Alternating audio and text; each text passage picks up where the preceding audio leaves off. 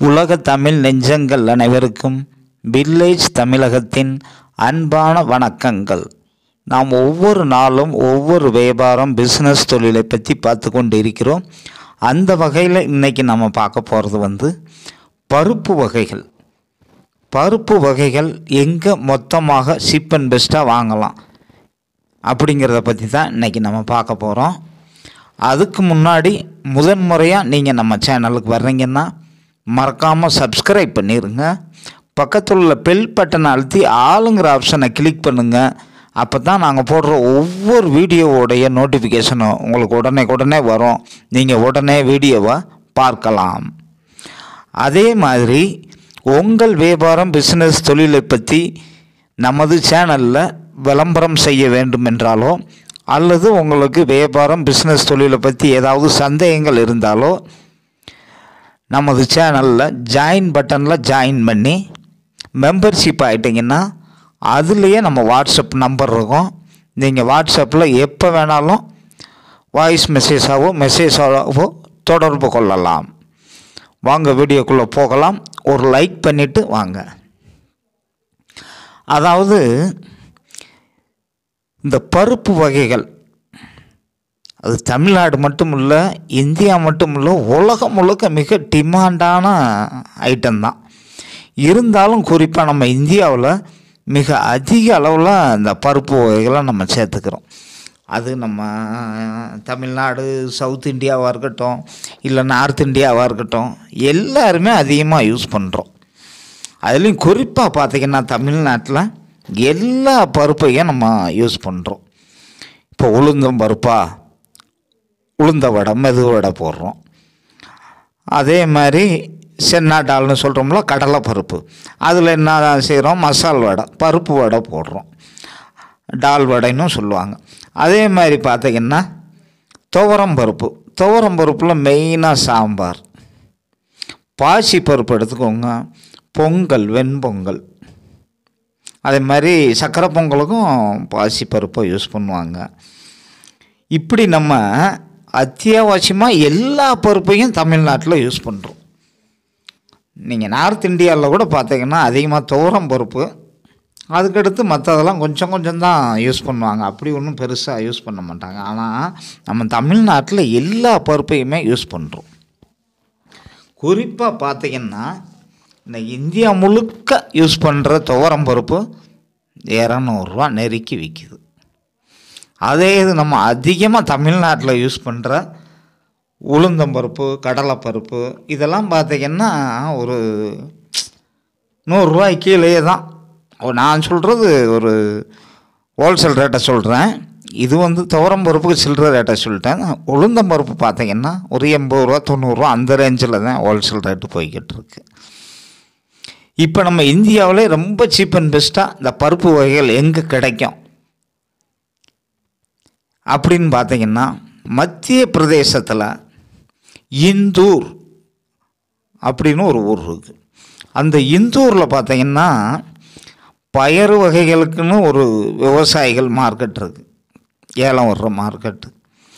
அதுபோக பார்த்திங்கன்னா பூண்டு, உருளைக்கிழங்கு, இதுகளுக்குன்னு ஒரு தனியாக ஒரு பெரிய மார்க்கெட் இருக்குது. இது இல்லாமல் இந்த பருப்பு வகைகளுக்குன்னு ஒரு மார்க்கெட் இருக்குது. நீங்கள் அங்கேயே ரயில்வே ஸ்டேஷனை விட்டு இறங்கிட்டு ஆட்டோ கிட்டெல்லாம் போய் கேட்டிங்கன்னா டால் மார்க்கெட், டால் துக்கான் அப்படின்னு கேட்டிங்கன்னா ஒரு 10 ரூபாயிலேருந்து 20 ரூபா கொடுத்தா போதும். ஷேர் ஆட்டோ நிறையா இருக்குது, அங்கே போய் இறக்கி விட்ருவாங்க. பக்கத்துலேயே தான், ஒரு 1.5 கிலோமீட்டர் 1 கிலோமீட்டருக்குள்ளே தான் இருக்கும். நடந்து போகிறதுனாலும் போயிடலாம். இருந்தாலும் நம்ம ஃபஸ்ட்டு நடக்கும்போது கொஞ்சம் தூரமாக தெரியுமில்ல. அடுத்து அதுக்கு பக்கத்துலேயே தான் உங்களுக்கு இந்த பயிறு மார்க்கெட்டும் இருக்குது. பாசி பயிறு, துவரம் பயிறு, சுண்டல், அது கொண்டக்கடலைன்னு சொல்கிறோம்ல, இதோடைய மார்க்கெட்டும் அது பக்கத்துலேயே தான் இருக்குது. அதையும் பார்த்துட்டு வந்துக்கலாம். அதுக்கடுத்து பார்த்திங்கன்னா ரொம்ப சீப் அண்ட் பெஸ்ட்டாக கிடைக்கிற ஊர் எதுன்னு பார்த்திங்கன்னா ராஜஸ்தானில் ஜெய்ப்பூர். அங்கேயும் நிறையா மில்கள் இருக்குது. இங்கேயும் இந்த ஊர்லேயும் நிறைய அவுட்டரில் மில்லு இருக்குது. நீங்கள் டைரெக்டாக மில்லுக்கு போனீங்கன்னா இந்த கடைகளில் கிடைக்கிறத விட சீப் அண்ட் பெஸ்ட்டாக கிடைக்கும். நான் கடைகளை தான் பார்த்தேன், நான் மில்லெல்லாம் போய் பார்க்கல. அதே மாதிரி ஜெய்ப்பூர் இன்னும் போகலை. கோட்டா போயிருந்தோம் ராஜஸ்தானில். அங்கே போய் இந்த பருப்பு மில்லெல்லாம் பார்த்துருக்கோம். அதில் இந்த கடலை பருப்புலாம் பார்த்திங்கன்னா ரொம்ப ஹோல்சேல் ரேட்டில் ரொம்ப சீப் அண்ட் பெஸ்ட்டாக தான் சொல்கிறாங்க. அதனால் இப்போ ராஜஸ்தானில் வந்து ஜெய்ப்பூரில் டால் மார்க்கெட்னா இருக்குது. அதுபோக மில்லுகள் இருக்குது. நீங்கள் மெயினாக மில்லுகளை விசாரித்து அவுட்டரில் தான் அதிகமாக இருக்கும். அதை அப்ரோச் பண்ணி மில்லுலாம் பார்த்திங்கன்னா நீங்கள் எடுத்துக்கிடலாம், எவ்வளோ வேணாலும் எடுத்துக்கலாம். அதை பற்றியெல்லாம் நாங்கள் டன்னு கணக்கில் தான் கொடுப்போம்லாம் சொல்ல மாட்டாங்க. ஆனால் நம்மளுக்கு கொண்டு வர்றதுக்கு லாரி வசதி இருக்காது. அதுதான் ஒரு மெயின் ப்ராப்ளம். நீங்கள் டன்னு கணக்கில் எடுத்தால் தான் லாரி கிடைக்கும் அங்கெல்லாம். அதே மாதிரி ராஜஸ்தானில் ஜெய்ப்பூரும் அதே மாதிரி தான். நம்மளுக்கு ரெகுலர் வண்டியெல்லாம் அவ்வளோவா இருக்காது ஜெய்ப்பூர் இந்தூரில் இருந்தெல்லாம். இது நம்ம மத்திய பிரதேசத்தில் நீமச், மஞ்சூர் இங்கேருந்து பார்த்திங்கன்னா நம்மளுக்கு ரெகுலர் வண்டி இருக்குது. அதே மாதிரி நம்மளுக்கு டெல்லியிலேருந்து ரெகுலர் வண்டி இருக்குது.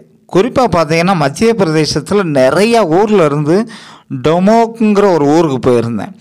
அங்கேருந்து சென்னைக்கு, விருதுநகர், ராஜபாளையத்துக்கு வாரத்தில் 2-3 நாளைக்கு லாரி சர்வீஸ் இருக்குது. இதை மாதிரி நம்ம விசாரித்தோம்னா சொல்லுவாங்க. ஒரு சில மார்க்கெட்டில் இருந்து கிளம்பாது வண்டிங்க, ரெகுலர் வண்டி. நிறையா மார்க்கெட்டுகளில் ரெகுலர் வண்டி. அதே மாதிரி ஜுஜல்பூர்னு இருக்குல்ல, அங்கேருந்து வாணியம்பாடி, ஆம்பூர், சேலத்துக்கெல்லாம் வாரத்தில் 2-3 நாளைக்கு லாரி இருக்குது. இதை மாதிரி நம்ம விசாரித்தோம்னா கிடைக்கும். நிறையா ஊருக்கு அலைஞ்சோம்னா கிடைக்கும். இதுக்குன்னே நம்ம நிறைய கமிஷன் ஏஜென்ட்டுகள் நிறைய இங்கேருந்து ஹோல்சேல் வியாபாரிகளும் அங்கே போய் அலைகிறாங்க. அதனால தான் அவங்க அந்தந்த ஊரெல்லாம் கண்டுபிடிச்சி இங்கே லோடு எடுத்துகிட்டு வர்றாங்க. நீங்கள் பருப்பு மட்டும் வாங்கணும் அப்படின்னு நினச்சிங்கன்னா இந்தூர், ஜெய்ப்பூர் போகலாம். இல்லை நான் பயரும் வாங்குகிறேன், மற்றதும் வாங்கணும் அப்படின்னு நினச்சிங்கன்னா பயறு ஐட்டங்கள் வாங்கணும்னாலே மத்திய பிரதேசம்தான். குறிப்பாக எல்லா மார்க்கெட்டுகள்லையும் இருக்குது. ஆனால் இந்த போபாலுக்கு கிழக்க உத்தரப்பிரதேசம், பீகார் போகிற வழியில் இருக்கிற ஊர்களில் எல்லா ஊர்லேயுமே பயிர்கள் வந்து ரொம்ப சீப் அண்ட் பெஸ்ட்டாக தான் கிடைக்கிது. இதுதான் மெயினாக நான் சொல்லுவேன். பருப்பு வகைகளுக்கு தான் இப்போ நம்ம இதில் போடுறோம்.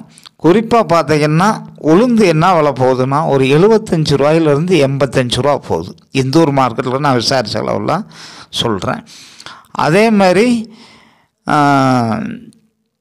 பாசி பருப்பு, சிறு பருப்புன்னு சொல்லுவாங்கள்ல, பச்சை பருப்புன்னு, அதுவும் பார்த்திங்கன்னா அதே ரேஞ்சில் தான் போய்கிட்டு இருக்கு. கொஞ்சம் முன்ன பின்ன உளுந்தும் பாசி பருப்பு ரெண்டுமே கொஞ்சம் 1 ரூபா, 2 ரூபா, 3 ரூபா ஒரு முன்ன பின்ன வரலாம், அவ்வளவுதான் ரேட்டு. ஆனால் துவரம்பருப்பு பார்த்திங்கன்னா 120 ரூபா, 125 ரூபா அந்த ரேஞ்சில் போய்கிட்டு இருக்கு. அதே கடலைப்பருப்பு, நம்ம அந்த வடைக்கு போடுறோம்ல, மசால் வடை, பருப்பு வடைக்கு, அந்த கடலைப்பருப்பு பார்த்திங்கன்னா அங்கே உள்ள ஹோல்சேல் ரேட்டு பார்த்திங்கன்னா 65 ரூபாயிலிருந்து 68 ரூபா, 69 ரூபா, 70 ரூபா அந்த ரேஞ்சில் போய்கிட்டு இருக்கு. ஒரு கடையில் பொறுத்து, மில்லை பொறுத்து ரேட்டுகள் கொஞ்சம் டிஃப்ரெண்ட்டாக மாறுது. நான் சொல்கிறது பூராமே ஃபஸ்ட்டு குவாலிட்டி இருக்குது. இதுலேயே செகண்ட் குவாலிட்டியும் இருக்குது, தேர்டு குவாலிட்டியும் இருக்குது. இப்போ இந்த கடலை பருப்புலாம் பார்த்திங்கன்னா செகண்ட் குவாலிட்டி 65 ரூபா சொன்னாங்க, தேர்டு குவாலிட்டியெல்லாம் 60 ரூபா சொன்னாங்க. இப்போ குறிப்பாக பார்த்திங்கன்னா இந்த ஹோட்டல்களில் வடை போடுறவங்களுக்கெல்லாம் தேர்டு குவாலிட்டியே ஓகே தான். 60 ரூபாய்க்கு வாங்கிட்டு வர்றாங்கன்னு வைங்க, அங்கேருந்து ஒரு 6-7 ரூபா செலவு, ஒரு 10 ரூபான்னு கூட வச்சுக்கோங்க, 70 ரூபாயில் முடிஞ்சு போகும். ஆனால் இங்கே எவ்வளோக்கு வாங்குகிறாங்க? 100 ரூபாய்க்கு மேலே வாங்குகிறாங்க. ஹோல்சேல் ரேட்டில் 100 ரூபா, 110 ரூபா, 120 ரூபான்னு ஏரியாவுக்கு தகுந்த மாதிரி ரேட்டு. அப்போ இதை மாதிரி பெரிய பெரிய ஹோட்டல் வச்சுருக்கவங்களோ இல்லை நம்ம இதுலேயே பெரிய வியாபாரிகள் அப்படி வாங்கிட்டு வந்து ஹோட்டல்களுக்கே சப்ளை பண்ணலாம். இன்றைக்கி வடை எல்லா டீ கடை ஹோட்டல்களில் பூராமே பருப்போட மசால் வடை போடத்தான் செய்கிறாங்க, உளுந்த வடையும் போடத்தான் செய்கிறாங்க. நம்ம ஏன் ஃபஸ்ட் குவாலிட்டி வாங்கிட்டு வந்து அவங்களுக்கு சப்ளை பண்ணணும்? அவங்களுக்கு ரேட்டு கம்மியாக வாங்கினது மாதிரி இருக்கும். நீங்கள் எந்த குவாலிட்டியில் போட்டாலும் அதே வடை தான் கிடைக்க போகுது. நீங்கள் குவாலிட்டி வேறு வேறையாக இருக்குனால வடையுடைய தரம் குறைஞ்சிரும்னா கண்டிப்பாக குறையாது. என்னன்னா அந்த ஒரே பயிர் தான், அதை உள்ளே போட்டு வரும்போது ஒன்று முழுசாக வந்துடுது, ஒன்று பாதியாக வருது, அவ்வளவுதான் வித்தியாசம். அதில் தான் அவங்க ரேட் அந்த குவாலிட்டியை பிரிக்கிறாங்க, வேறு ஒன்றும் இல்லை. சைஸில் தான் நல்லா முழுசாக நல்லா இருக்கிறது ஃபஸ்ட்டு குவாலிட்டி, ரொம்ப முழுசாக இல்லாமல் 1-2 அரைங்குறையமாக அப்படி இருக்கிறது செகண்ட் குவாலிட்டி, தேர்டு குவாலிட்டிங்கிறது உடஞ்சி போயிருக்கிறது. இவ்வளவு தான் நண்பர்களே.